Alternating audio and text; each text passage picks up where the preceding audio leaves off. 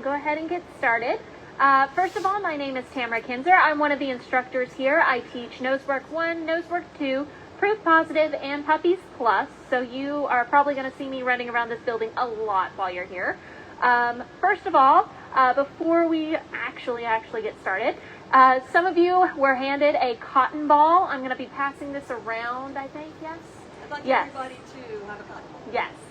This is Bev. She is one of the partners. She has Coach and Cutie. Coach is training for handler discrimination, which is a branch of Nosework, which we're going to talk a little bit about later tonight.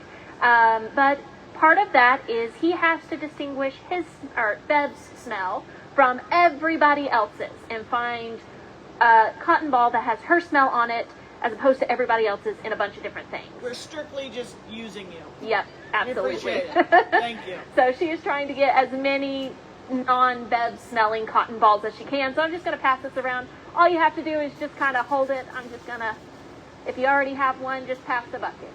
And then we'll collect it at the end. Yeah. All right. Getting on to actual orientation stuff and not training our dogs. Welcome and thank you so much for being here tonight. For those of you watching our live stream, if you guys have any questions at all, please feel free to comment them. Georgia will get back to you. She'll either ask us or she will respond to you. So just keep an eye out. Feel free to ask questions. Like I said, my name is Tamara Kinzer. I'm one of the instructors here. And what I'm going to talk about first is building stuff. So in our building, we ask that you, first of all, try to keep your puppies or dogs, not just puppies, but your dogs about 6 feet apart.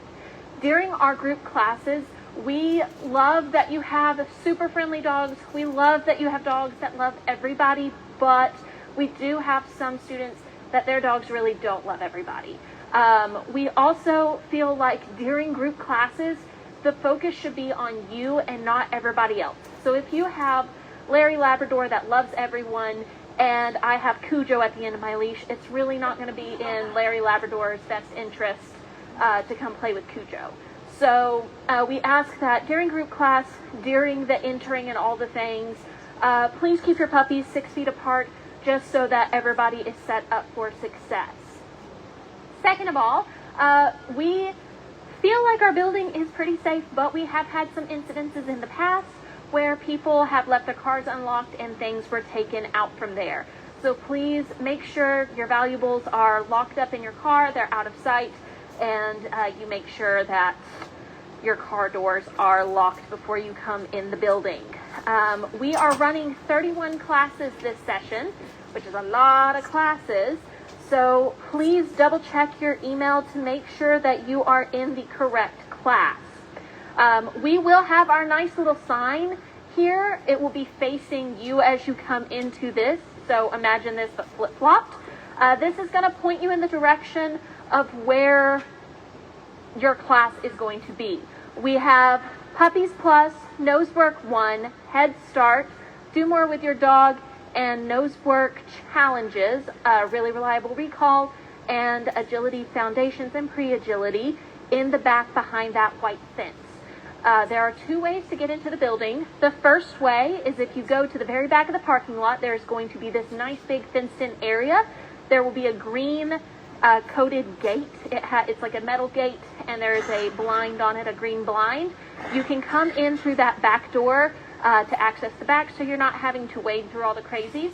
However, if you are getting here at 6:15, there's a chance the kennel staff are just not done in the back yet, and they can't open that until they get finished in the kennel. If that's the case, you can come in this side door right here, and we encourage you to kind of hug this wall right here. There will be a little ring gate on the edge. Kind of hug the wall and head through that back white gate back there. Both sides of the gate open. We will have that propped open so you can easily get through. Manners Matters,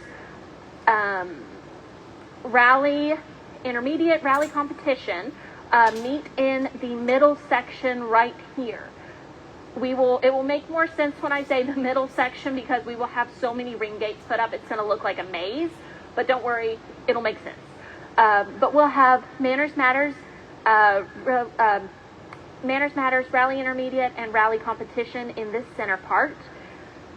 Star Puppy, Basic Obedience, and Nose Work Pairing are going to be in this little corner area. Nose Work Competition, CGC, CGCA, and Thursday's Manners Matter, I believe, is going to be over in that area. If you have questions on that first night of class, we try our hardest to have someone that can point you in the right direction. So we should hopefully have a door person. Yes? We never have a door person. I just completely lied. But the instructors. But the instructors know places. And if all else fails, you can't find anybody who works here, we're all gone, there will be someone in the lobby. There you go. Hopefully. Yes. Yes. 6:15 students, we will unlock this door at 6 o'clock. Rarely, if never, it will be open before 6. It will open at 6 though. So you can enter the building at 6. For my 7:30 students, we ask that you wait until at least 7:20 before you come in the building. That gives the 6:15 students a little bit of time to filter out, get to their car, clear the walkway so that there's not a whole bunch of congestion at this door.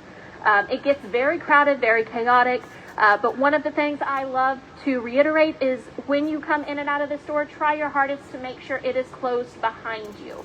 We have some people, they just leave it open, drives the instructors bonkers. So yes, if you're in the 7:30 class, please make sure you wait until at least 7:20 before you come in. If you get here and you have trash, whether that is fast food trash, bottles, whatever, you are more than welcome to bring drinks in our building. We don't mind about that. We just ask that if you do bring anything in, you do throw it away. We do have trash bins, different places around here. We have a lot of trash bins, so please absolutely clean up after yourself. Feel free to use it if you came from work and you stopped at Taco Bell on the way, ate your lunch or dinner on the way. Absolutely feel free to bring your trash in and throw it away. That being said, please try your hardest not to leave water bottles or bottles just sitting around after class. We do have a lot of dogs. We have a lot of puppies, and puppies like to explore the world with their mouths. So please make sure you clean up after yourself. If your dog has an accident in here, we do have poop receptacles. They are the white buckets with a blue lid and a black trash bag. Typically there's some paper towels and some cleaner. We have those stationed around the building. Absolutely please clean up after your dog. If we are out of one of the supplies, let the instructor know and she is more than happy to get you some more supplies. We also have in our side field a poop bag with a poop station. There's a big trash can that you can put your poop bags in, and there's a poop bag station in case you forgot yours. We have a lot of daycare dogs here. We pride ourselves on how clean we can keep this facility. Please, please, please clean up after your puppy if they do use the bathroom in the side field. Like I said, if the side field is out of poop bags, please let us know. We are more than happy to refill that. We also have a soda machine right here and a water fountain in the hallway. If you want to partake in our soda machine and our water fountain, you are more than welcome to. All the family is encouraged to attend. We love making group classes a family event. However, when we are having everybody come, we suggest that you guys take it one at a time on who's actually working with the dog. We don't mind if there's more than one handler, but what tends to happen, especially when there's kids, a big circle forms around the dog and they all start chanting sit, which really confuses the dog and the instructor because you have a ring of children saying sit, sit, sit, sit, and it's very confusing. So if you bring kids, if you bring family members, absolutely everyone should partake in training, but I suggest doing one at a time. Maybe someone practices sit and the next one practices down, or you take turns working one at a time. We do ask that if you do bring children, they can be supervised just to make sure that everybody is being safe and nobody is making bad decisions. Yes, I believe I have covered everything. Yes, yes. I feel like I'm forgetting something, but I don't think I am. Oh, restrooms. I was forgetting something. Restrooms. Restrooms are down this side hallway. We have a men's, which is the first door on your left. Women's is the last door on the left. They're also labeled. So if you guys need to use the bathroom, they are dog friendly. You are absolutely fine to bring your dog into the bathroom. But yes, absolutely. All right. I get that question a lot. Are they dog friendly? Yes, the bathrooms are dog friendly. All right. So now I will hand you over to any questions. I should ask any questions first. All right. I'm going to hand you over to Diane, and she's going to go over what to bring for class.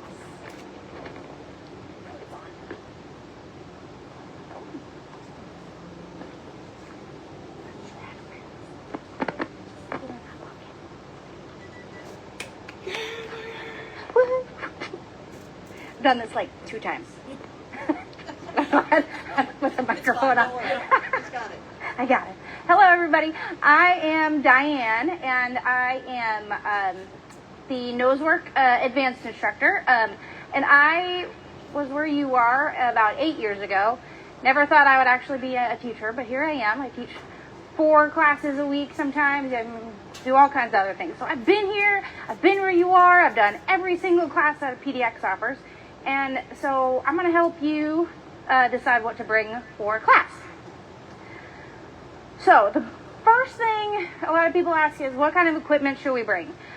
The first thing I'm going to tell you is bring what you have. So if your dog uses a harness, maybe you have leashes, whatever. The only thing that we do not ask that you bring are those flexi leashes, the ones that have the retractables, right? It is very hard to control those if you are training your dog with a bunch of other dogs around. So you can certainly use those at home in your practice if you want to talk to your instructor about that. But we ask that you don't come in here in the building with them. And same with chain leashes. I don't see those too often, but I know some people have them. So chain leashes and flexi leashes.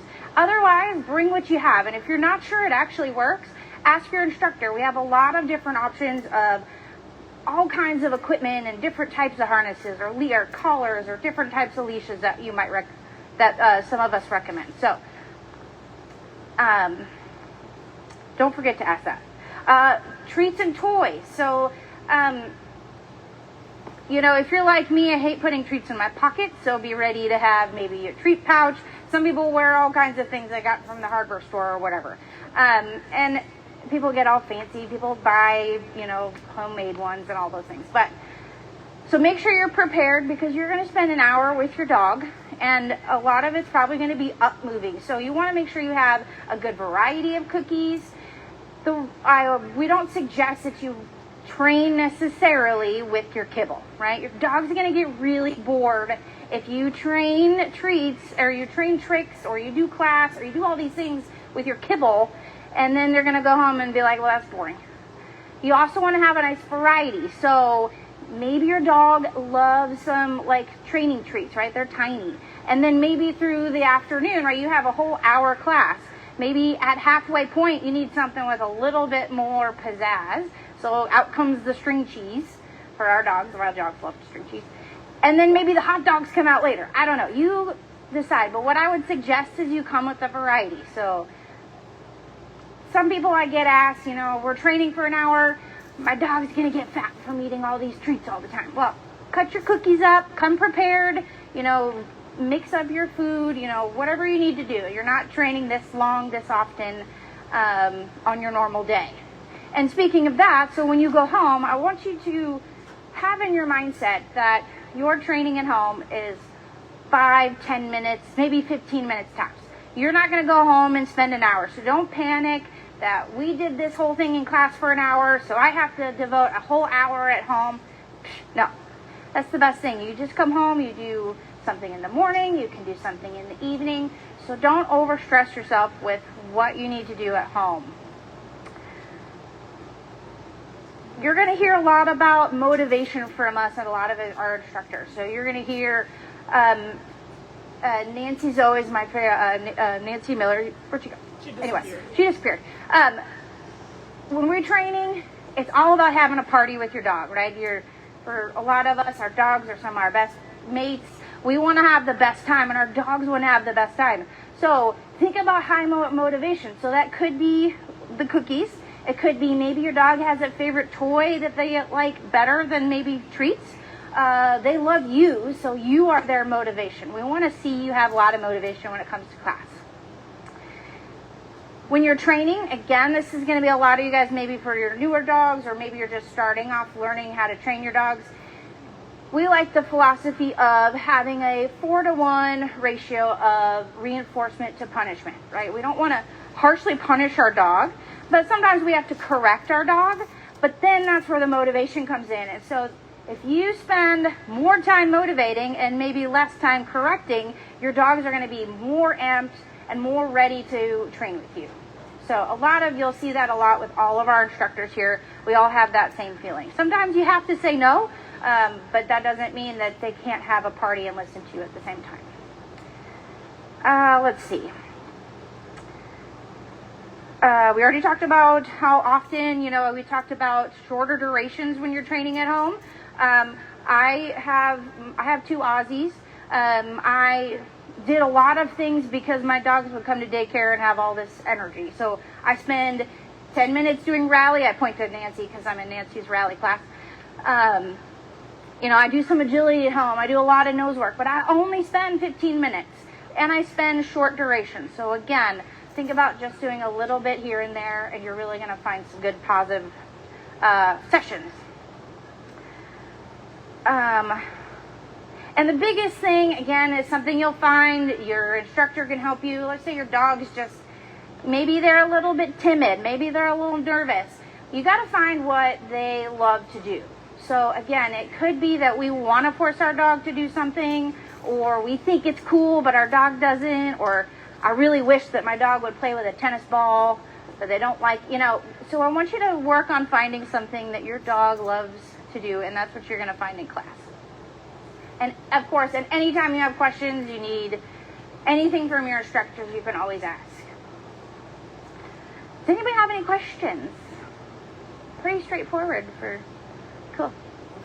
Okay, I'm gonna, You touched on toys, so Diane talked about toys. Don't bring just a loosey-goosey tennis ball, because it'll go all over creation. My dog will break out of a crate trying to get to it. Yes. And squeakers. So I don't know if everybody could hear that. Yes, I did mention my dogs love tennis balls, but of course I'm not going to chuck my tennis ball through the class. So we make sure we have something that you could have that's tug that you can have on one side and hold. I would avoid things with squeakers also. While they are super fun, my nosework dogs might hear your squeaker all the way from the other side of the building and get really distracted and want to come say hi. So while I need that, but we don't want to have that in class. So nothing with squeakers and loose items like that. Yeah? So like no toys with squeakers? Probably not, just because, again, it gets a little bit distracting. So, yeah, it is hard because a lot of the fun ones have squeakers, especially those, easy ones you find. So rope toys are good. You might be able to find some really good ones. Yes, we have lots of, all kinds of things with fuzzies. These are great. Because you can let your dog, especially if you're in puppy class, your dog can chase after you, all these kind of things. So we have a lot of cool things that we can suggest that don't have squeakers. You might shed, but, that's easy. Any other questions? I like this. Nancy's got the best stuff. Okay, bye. Okay, I'm going to pass it on to Bev. There you go. Maybe. Here you go. Oh, no. Is it on? Yeah. Okay, let's see if I can get this going. Or maybe not. My name is Bev, and I'm the owner of the place along with my business partner Nancy over there. We've been doing this about 21 years coming up. So that's a minute. Yeah, that's a minute. We had, to Diane's point, I think I got my first dog in 2001, but I still feel like I'm so new at it. I've trained 3 or 4 dogs now through all sorts of titles and all sorts of dog sports, but there's always more to learn, and you're always going to have the best time with your dogs, because to me, it's about relationship. and it's about trying to figure them out and solve the puzzle. I want you to do this thing, whatever that is. How do I get you to want to do that thing?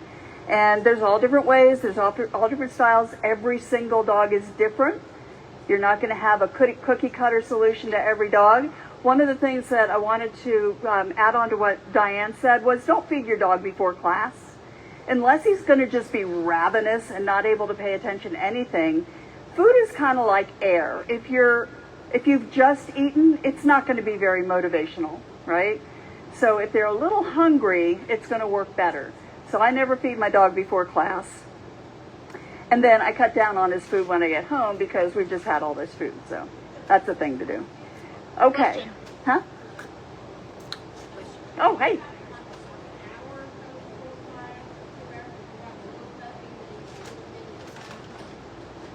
I'm sorry, could you repeat that?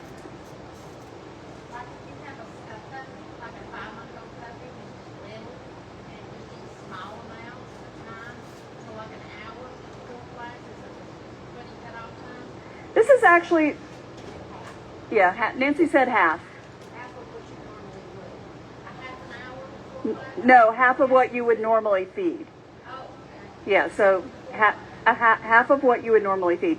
This is actually a kind of a technical question. She's got a very, very small dog, and very, very small dogs have stomach issues. You can't just not feed them. They have to have a little bit at a time. So pay attention to that. That's a real good question. But feed them half of what you normally would so that there's still, room for treats in class. Okay, my part of this has to do with safety. These are group classes, and nobody's going to have a great time if they don't feel safe and that everybody is going to be okay in the class. You've got up to 10 dogs in each class, and that could be anything from a 2-pound Chihuahua. We actually had a 1-pound toy poodle. I think when she was fully grown, she was maybe 2. And she was an agility dog, so except she was too light to make the teeter go down. So it was kind of awkward. They had to do special things for her. But yeah, everything from the smallest to Mastiffs and Great Danes, and I think we have a Newfie this time around.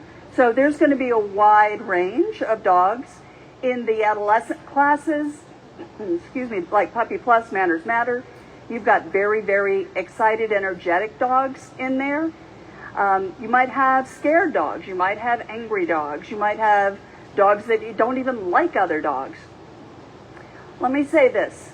Group classes aren't for everyone. If your dog hates it, talk to your instructor. We will come up with a plan B.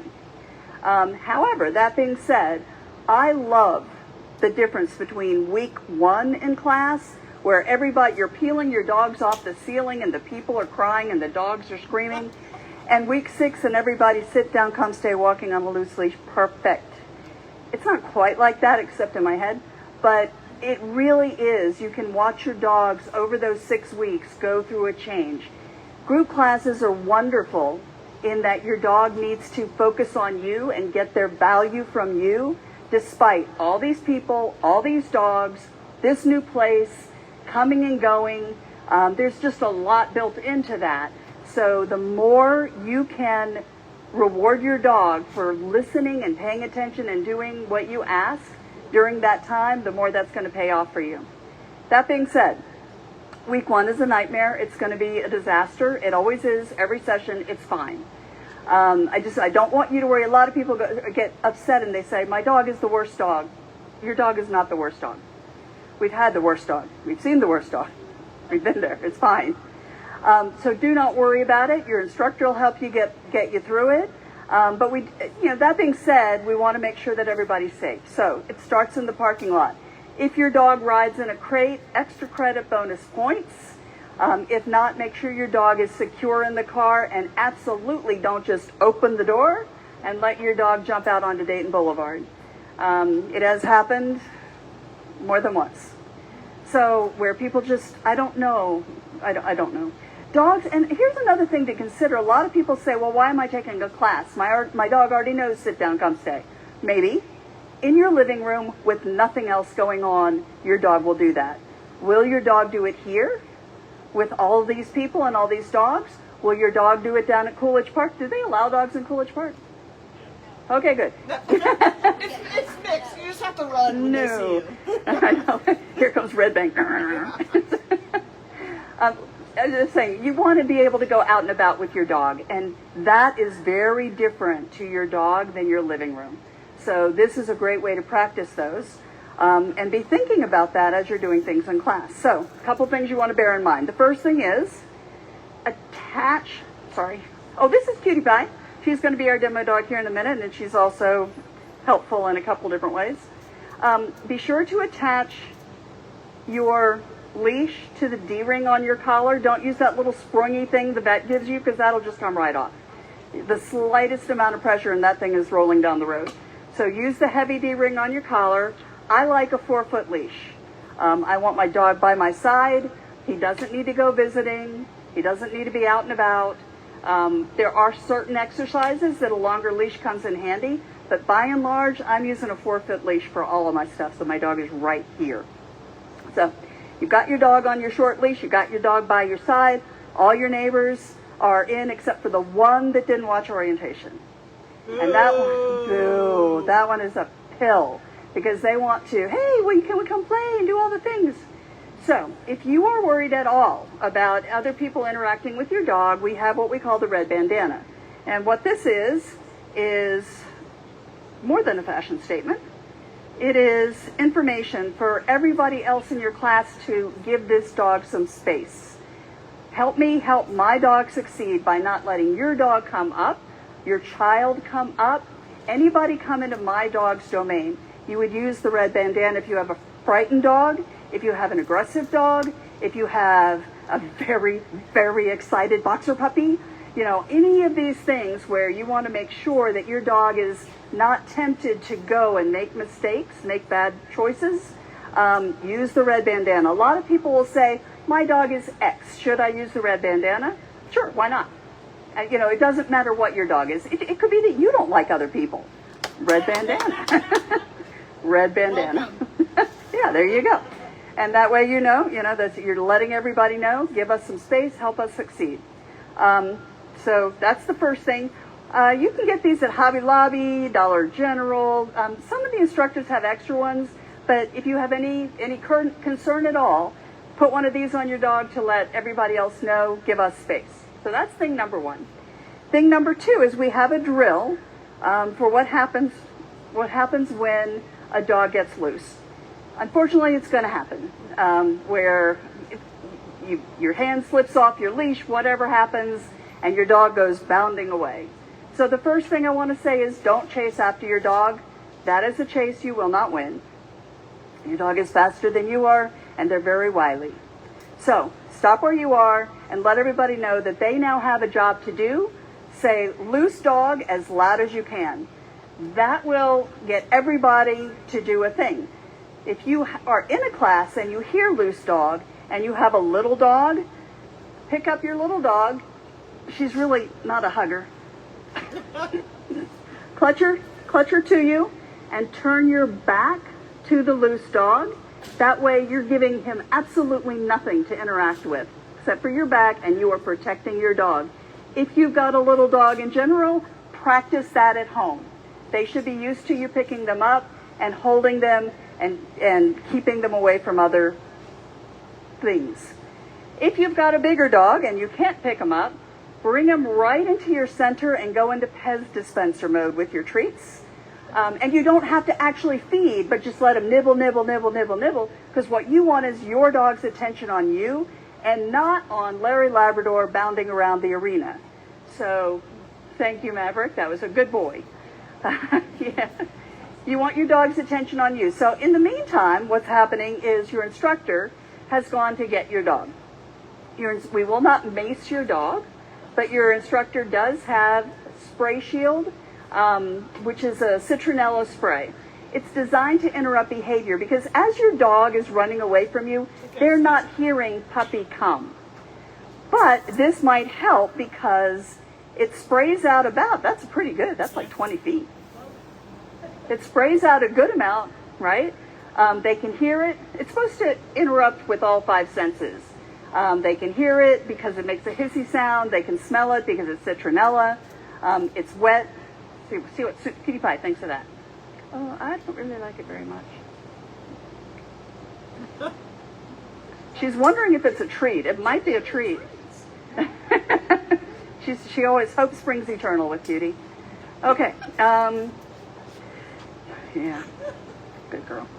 Anyway, yeah, so your instructor might have that. I just didn't want you guys to worry about it if you see it coming out. It's safe for dogs. Unless you happen to know that your dog is allergic to citronella, in which case let your instructor know. But they will have that. Huh? Or the dog or the person? If anyone has asthma, let your instructor know. Okay. So your instructor will go get your dog, bring your dog back to class, everybody can resume, and everything will be fine. So that was the first thing. That's the drill that we do to make sure that everybody stays safe, because it's going to happen where a dog gets loose. It's just going to happen.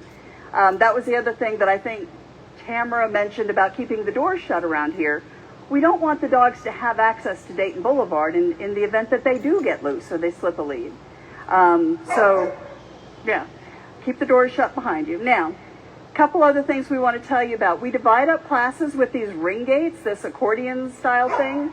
I will promise you, if you go over them, you have about a 50% chance to end up at Erlanger with a broken wrist or a broken ankle. It's happened before. Doesn't matter how tall you are, it'll get you. So don't go over them, go around them. And if you absolutely need to go through them, just pick them up, lift them up. They're super, super easy. But I did want to let everybody know, we use these to divide up the classes, especially down the middle here. If you're like in Manners Matter in one of those middle classes, that's your boundary between classes. Just don't go over them because they'll get you. All right. Other things to stay away from because they're dangerous. Several of the classes use equipment, certainly the agility classes, but even like pre-agility, do more with your dog, the puppy plus, a lot of them use different pieces of equipment, like the rocking boards on the floor or the balloons that the dogs push around or whatever like that.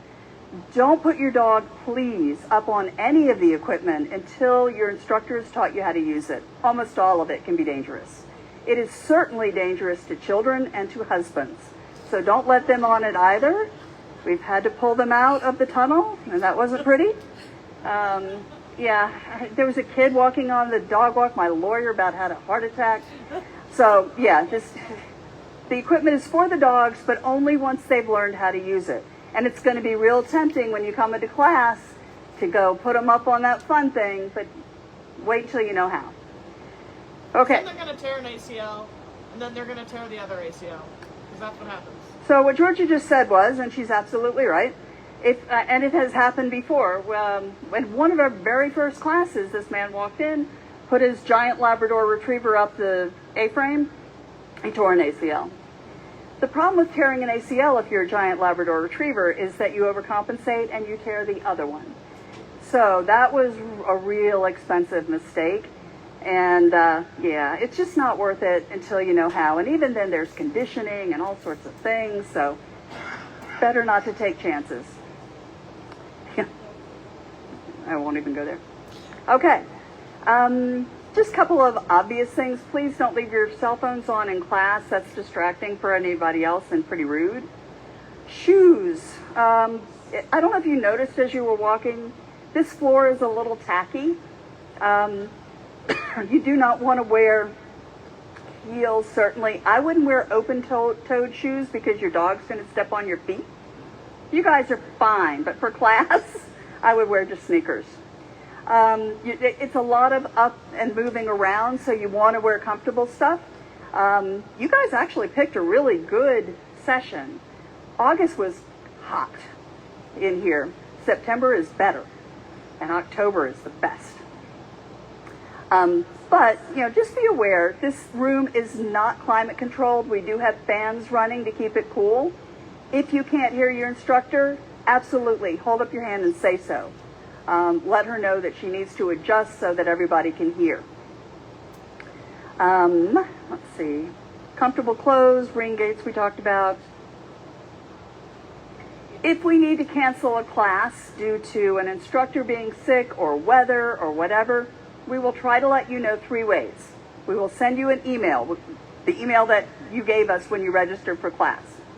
we will send you a text. Same thing. We will put it on our Facebook page, which some people care about and some people don't. But at least it's there if you want the answer, a quick answer to that question. That being said, if, you know, a lot of times, especially this time of year, things are kind of localized, and it might be fine here and not fine where you are. Don't worry about trying to get to class. You can always make up any classes you miss next session. That's fine. Don't do anything that you feel is unsafe. We'll figure it out. We'll make it right. Same thing with other things, like if your dog goes into heat. She does not get to come to class. That would be crazy. So you're going to pull her out of class and let us know, and we'll just schedule it for later on down the road. Because every male in town is going to want to get you. Okay. I think we talked about all of that. Facebook page. Let me ask if there's any questions. Okay. Sorry, I'm about to lose my voice, but we have a couple of demonstrations I'd like to show you. We have a lot of fun with our dogs, and I know you guys are probably, with most of yours, at the point where you really just want your arm in the socket and, you know, not knocking Aunt Bertha down, stuff like that. But there's other stuff you can do, and we thought we'd show you a couple of things. So the first one I wanted to show you is nose work. Cutie Pie has, and you can teach your dog to find anything. Nose work is wonderful for wearing a dog out. If your vet that says keep this dog quiet because she has been spayed and needs to be quiet for 2 weeks or whatever reason, nose work will wear her out. So Nancy's going to hide these 2 pouches that I have. I have all these pouches here, and 2 of them have $20 bills in them that Nancy's going to hide. You can teach your dog to find anything. I just chose $20 bills because my little nieces thought it was cute at the time, so it was a good trick. But you can teach them to find anything. Cutie Pie has been doing this for a while, and she knows that the only way she's going to get this wonderful, wonderful treat is if she brings me that $20 bill. Right? Go find it.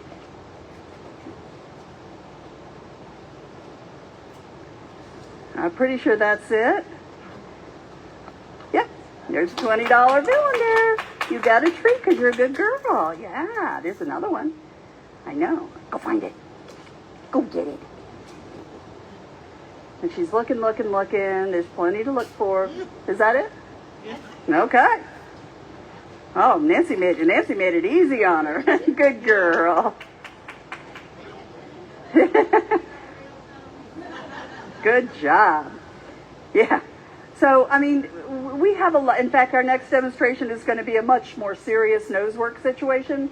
But I tell you what, I mean, you can start nose work today at home. Put a treat in a sock and have your dog bring you that sock. Give them the treat and tell them what a smart dog they are. Hide behind a door, you know, and have a family member release your dog and find you behind the door.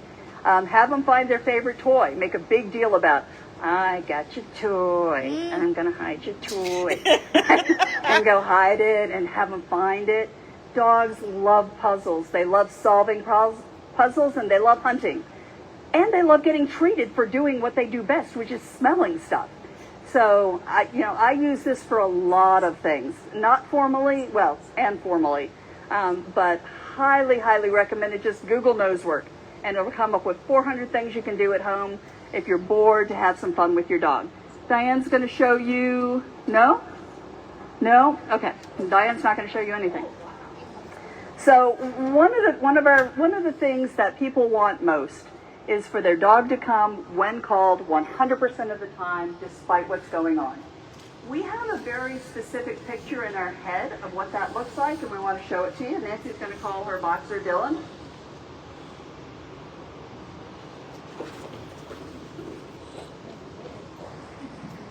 Okay. She gave him the signal. So that was a signal that he was to come to her, and he galloped to her. That was the best part of his day right there. And she's having a big old party with him, and she's going to tell him what a good boy he is. That dog is 8 years old, and every time he comes, he gets a party. I'm just saying, this is a for life skill that no matter what, you tell your dog how smart they are, how clever they are, that they came when you called, because you're going to need that one day when there's a squirrel. So, good boy. So yeah, I just want to get that picture in your head of what we're looking for. For those of you who are going to be either taking the recall class, Puppy Plus, Manners Matter, or Basic Obedience, any of those classes that teach recall, in the meantime, two things just to kind of put in your head. One, don't ask your dog or don't tell your dog to come if you're not 100% sure that they're going to come. Reason why is because you don't want them practicing not coming. At that point, you poison the command because they think it's their choice and not yours. So set it up so that 100% of the time they come, especially now. You can ease up on that later on, but in the beginning, come means come 100% of the time, and if they don't come, you have to be willing to go and get them. I don't care if they're swimming in water. So it's easier just not to call them unless you know they're going to come. The second part of that is a party every time. Let's say you call your dog, they didn't come, things happen, now you're frustrated, finally you get your dog. A lot of us are like, fine, and just tend to be like, well, good you're here, let's go and finish that. That's your time. You've lost the ability, you've lost that opportunity to have that reinforcement moment, that party. You came, you're the smartest dog ever, you're the best, treat, treat, treat, treat, treat, treat, treat. And if you don't have a treat, just rub them up or whatever they like, jump up in the air. A lot of dogs think that's terrific. Or you just make a fool of yourself. High squeaky voice works great for a lot of dogs. Every time they come, until in their head, this has so much value that you can afford to give it some wiggle room. Right now you can't. Right now it's got to be 100% of the time because you really want to build a strong foundation on that recall. Okay, now what? Now Diane. So I'm handing the mic to Tamara, who's going to explain more about what's going on over there. So this is Diane and Maverick. Like we said before, Diane is one of our advanced nose work instructors. I say one of, she is the advanced nose work instructor. And what we have today is an example of a advanced nose work hide. So if you guys want to look right back here, there are a unknown number to Diane. I know all the secrets, so I know how many there are. But for Diane, she knows there's a number between 1 and 4 hides hidden somewhere over there. It can be high, it can be low, and Maverick's job is to tell her where they are. So she's going to give him a word that means go. And what he's looking for is a little vessel. Some of them can be chapstick containers, some of them can be alert. Yes. So when she said alert, that meant she found one. For those of you at home, you can probably see a little better. It's a little chapstick container in there. But they have 1 to 3 Q-tips in there. Each Q-tip has some essential oil on it. And for Maverick, I have mixed it up and mixed and matched, so it is 1 of 4 different oils that it could be.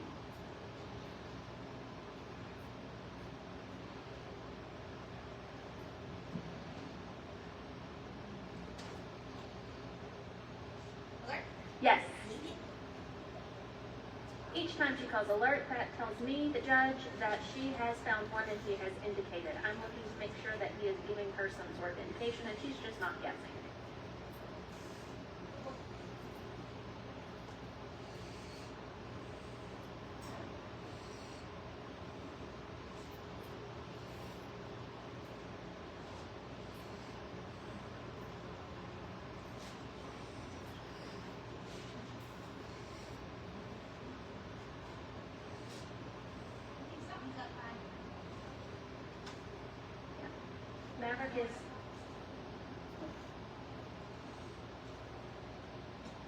Maverick is air sensing right now, which means he is looking up and trying to catch it in the air.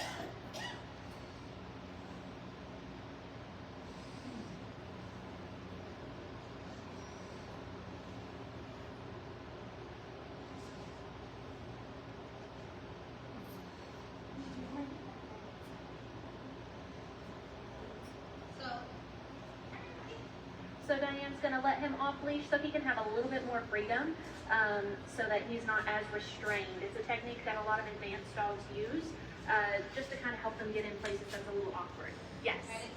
Good boy. Yes. So it's behind all those chairs, kind of in the back row. Maverick was having a little trouble getting up there, so that's why Diane let him loose.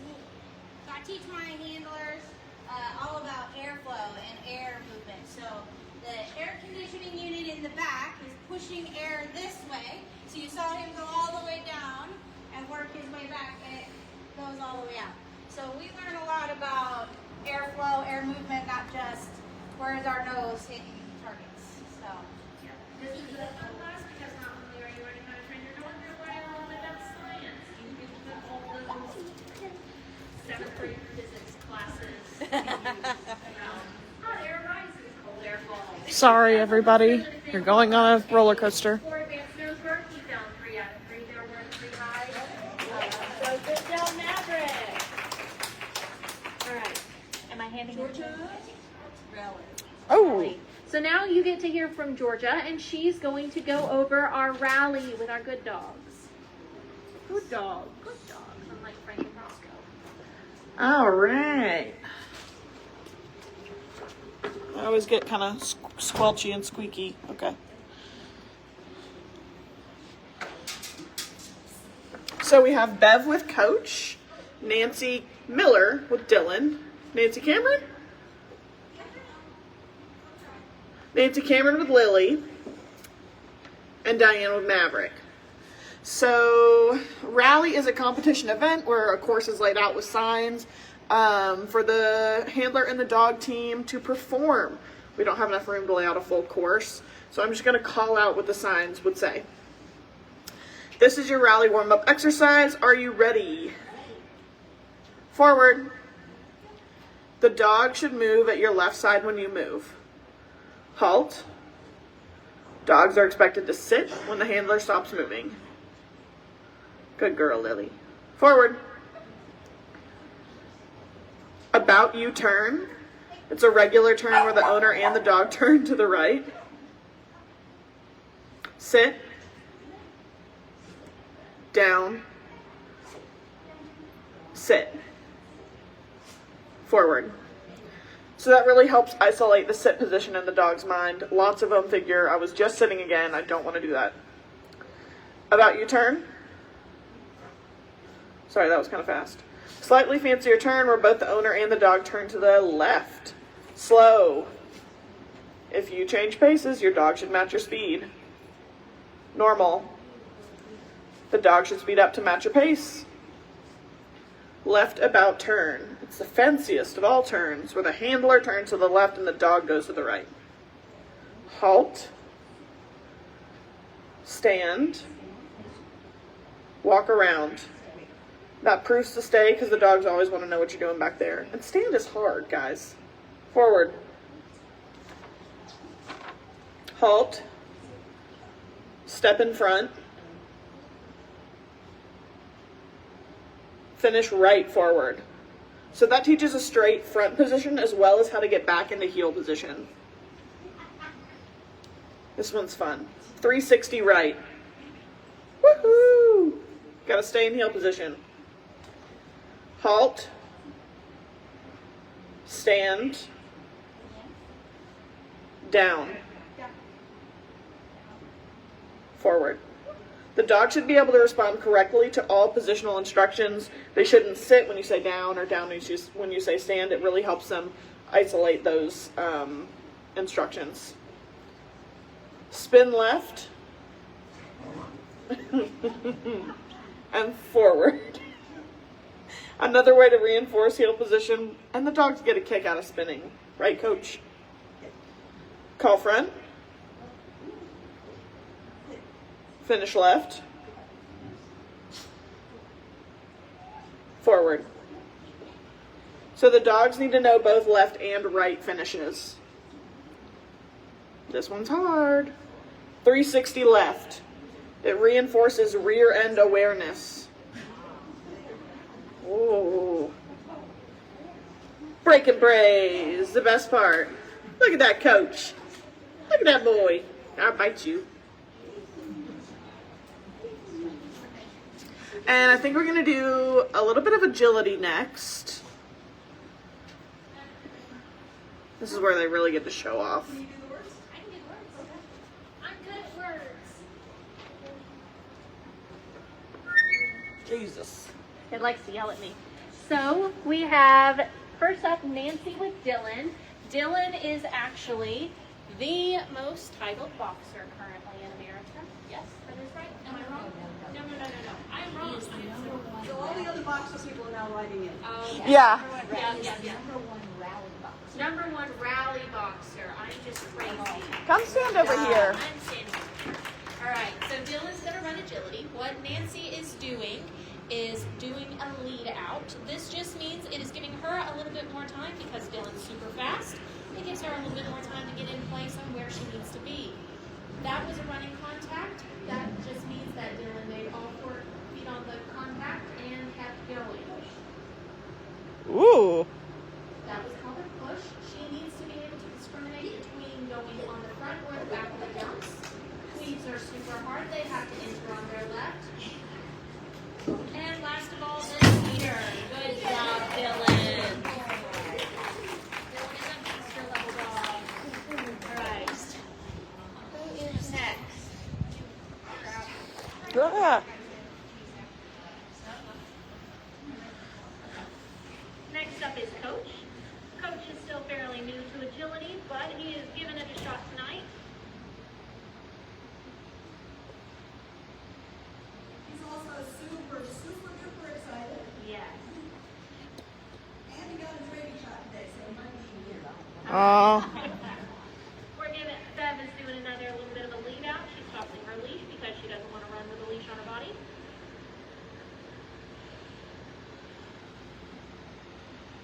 Bev is going a little further than Nancy.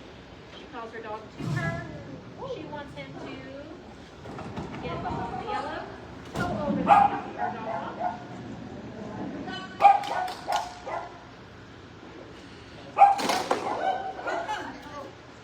That was a drop bar. Sometimes that happens whenever they don't plan accordingly.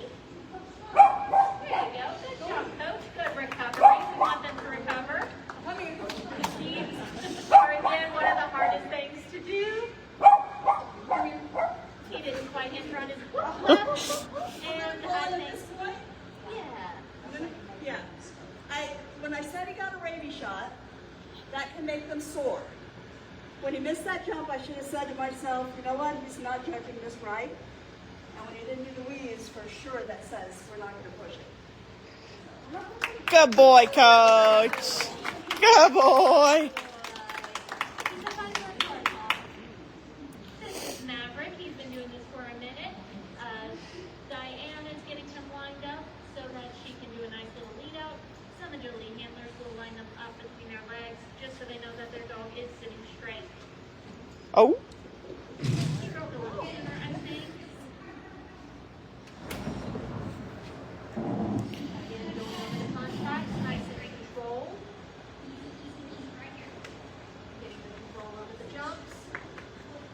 And heading into the weeds.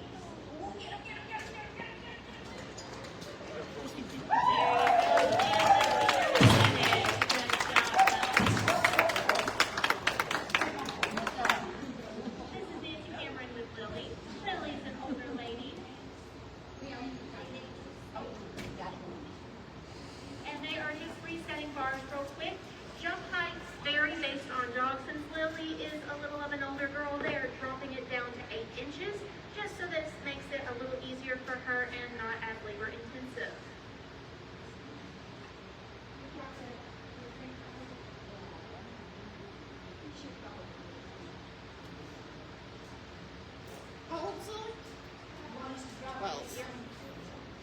Lily is 12 years old. Nancy, do you want them?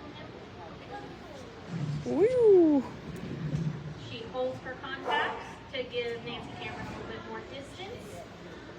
She's skipping the dog walk just to be a little safer and easier on Lily, but she's doing all these nice, lovely jumps.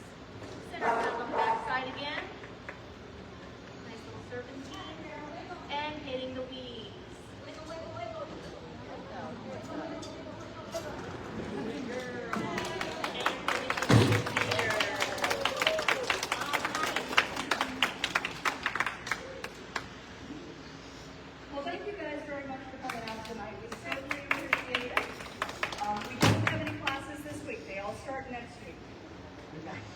I wanted to thank especially the people who have cotton balls for Coach so that he can learn which one is me and which one is definitely not me. There's a little purple bucket by the door. If you guys will put those in there, that would be terrific. And thank you so very much. We'll see you guys next week.